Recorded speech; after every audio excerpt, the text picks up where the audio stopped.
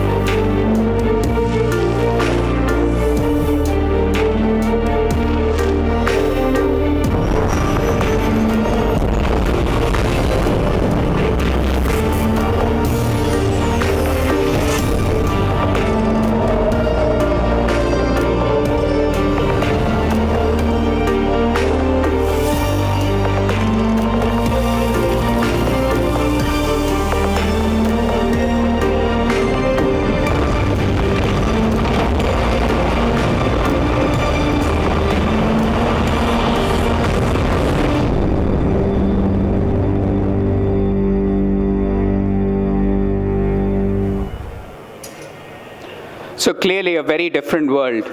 But let's start separately. So about 400 years ago, this is a French playwright. He wrote, "I find medicine is the best of all trades, because whether you do any good or not, you still get your money." And that's how it's continued for about 400 years. That's why it's a perfect business model. No wonder, every parent wants his child to become a doctor. No accountability, because no one knows what's happened to the patient. But I think that's changing a lot. I think suddenly people are asking the questions, and they're saying that we're paying for healthcare, so we are not a patient, we are a consumer. And I think that whole paradigm's changing. And are the doctors like politicians who are actually perpetuating a crisis for their own change? I don't want to say that, I being myself a doctor, but that's the thought now. Because people are wanting outcomes. And I think the greatest thing which technology can give you is that transparency and say, if you're spending money on medicine, is it really worth the change? So what do the doctors believe? The doctors believe that technology can never actually disrupt healthcare, because they think, human experts will always be needed for that tricky stuff. And what's the tricky stuff? Judgment, creativity, empathy. Technology can't. How can a computer do that? But here's the bad news. 85% of what a doctor does has nothing to do with judgment, empathy. It's just routine clerical work. It's all process-based. The second part is what's called the AI fallacy, the artificial intelligence fallacy. You know what the fallacy is? The fallacy says if a computer has to do well, he's to learn how a human does it. And that's wrong. Because computers with the access can do it much better, and they don't have to replicate what a human does. And I'll give you a very, very strong example as we go ahead.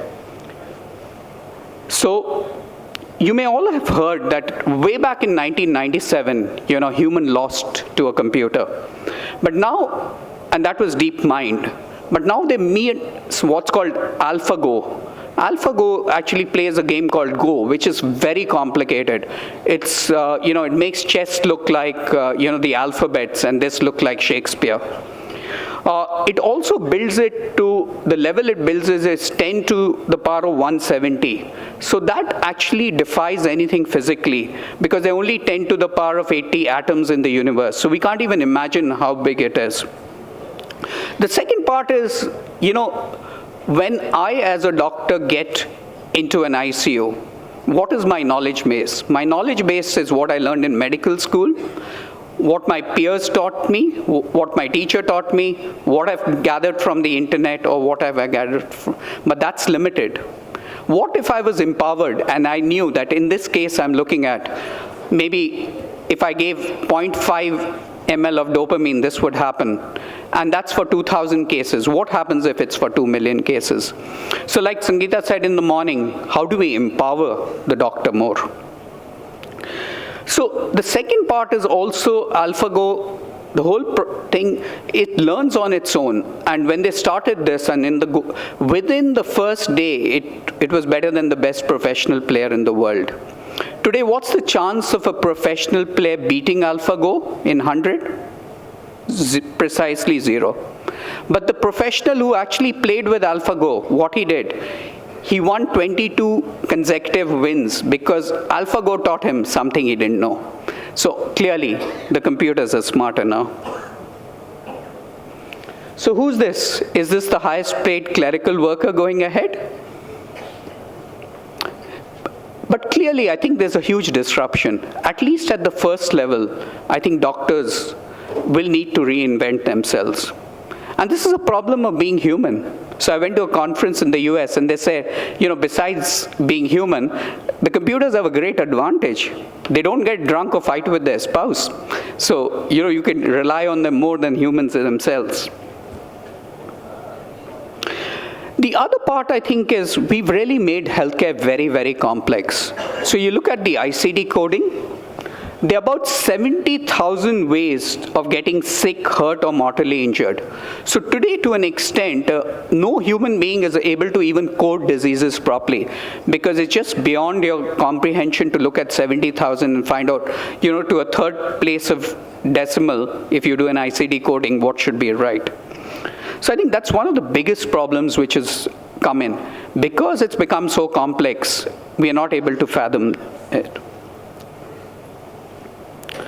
The second is, Deming said, in God we trust, all others bring data. And it's very true. A lot of decision doctors make is on a hunch and not on data. And our ability to actually integrate data and so a lot of people have data, but can you really make insights out of data? So I'll give you an example of correlations which only computers can do and which no human beings. So they found that the incidence of melanoma, which is a skin cancer, was rising in Sweden. And what did they actually attribute it? To the growth of low-cost airlines in Asia.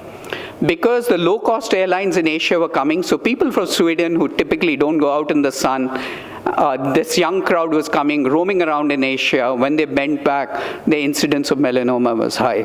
So now there's an advisory. If you're going to Asia, take a sunscreen. And nobody's even heard of a sunscreen because the sun is never warm enough in Sweden to, cause any harm. So that sort of correlation is beyond a human capability. How does this happen, actually? The other thing is, you don't need to go to a doctor to find out what's happened. If you just look at your credit card, it can tell you where your healthcare is. So these are some examples. So, if you're buying a lot of alcohol, there could be frequent, potential symptoms of depression. Your gym membership's lapsed, your potential risk of diabetes goes up. An asthma patient's buying cigarettes, you can make sure that he'll be in a hospital in a couple of days, and so on. So today, a lot of retail data can actually tell you about a patient even before he goes to the hospital. This is a very simple example of how technology can really help. This is an example from Kaiser Permanente, which you may have heard, which is one of the most famous HMOs. So in Kaiser Permanente, what they noticed is they had patients of congestive heart failure. The ones who got discharged and went to Richmond, both Richmond and Oakland are suburbs, had very low admission rates. The ones who went to Oakland had very high admission rates. So they did a deep dive on the data. So what came out that people who went with Richmond went actually with their families. When you go with your family, somebody cooks you a diet, a meal. The ones who but Oakland had a lot of old age homes. So these were single people. They went there, they put something out from the refrigerator, high sodium content, and you're back in hospital. So a very simple intervention by giving them nutritious meals just changed that. So are we ready for a hospital without no patients? It's already happening. There's a hospital in the US, it's called the Mercury Hospital. So 100 doctors, nurses, technicians walk in, but there are no patients because their aim is actually to keep the patients out of the hospital. So I think that, in a way, is the hospital of the future. You must be following the RSNA, which is going on in Chicago. The top 6 deals yesterday were on companies with artificial intelligence. On the radiology side, it's about saying, how do you take artificial intelligence as you go ahead? So I think what's changing is where is care delivered, by where and by whom is changing. So it's not that the clinical engagement is actually going to happen in a hospital. It'll often happen at your home or even at a retail setting. The adoption of video-based medicine is a huge, huge paradigm shift that our entire American society is going through right now, from the millennials all the way to the silver generation. The early adopters here are typically caregivers. More often, it's a mother with younger kids, and usually the mother's a working mom. 83% of Dr. On Demand's patients are female. 75% of them have school-age kids. It's the convenience part. What is disruptive is, could you actually deliver full, robust care to a consumer and not need a provider at all? What is changing is the paradigm of the role of the physician, where they're not the quarterback. They may not even be the coach. They may be the general manager. What they help do is put other people and other systems in place to enable a wide range of consumers to get care. And instead, the physician's role changes, which is, I don't need to be in the room as a physician. Instead, I just make sure the system is operating correctly. We view that as the most disruptive thing occurring because it really changes the paradigm, which is a very labor-dependent model in the healthcare sector. There's urgent care clinics, and you can get your flu shots at CVS and at Walmart, and there's a million apps out there that help keep you healthy. So I'd say the influence of the new consumer expectations, along with the technology and the expectation that you can keep us healthy, that's where the innovation is occurring, on the front end and on the back end. So we've got innovation and technology that are working on both of those ends. And it really is probably the most fascinating and fertile time to be in the healthcare industry to think about those things. So I think a very fascinating time to be in healthcare. I just put this slide saying, how would Jeff Bezos run a hospital? Or he runs Amazon. But last year he also bought the Wall Street Journal, and this was his first foray. I think so why I put in this, because I think going ahead we look at how does technology actually look at healthcare. One of the things is they build scale first, worry about profits later. Expand the customer base. Today our customer base is only someone who walks into the hospital. Know about your customers. Once our patient walks out, we don't have any idea whether he's alive or dead. Then healthcare, like news, is a perishable commodity. So if empty beds, can you use them for something else? And finally, can you become the technology provider to the healthcare industry? So that's the paradigm which is going on. There's always a debate about which is the best healthcare system in the world. And I tell you, the healthcare system is today based on ease of access, convenience, outcomes, and spend. But I think the healthcare system of tomorrow will actually be based on technology. The technological access to care would be greater than both the geographical and the financial access.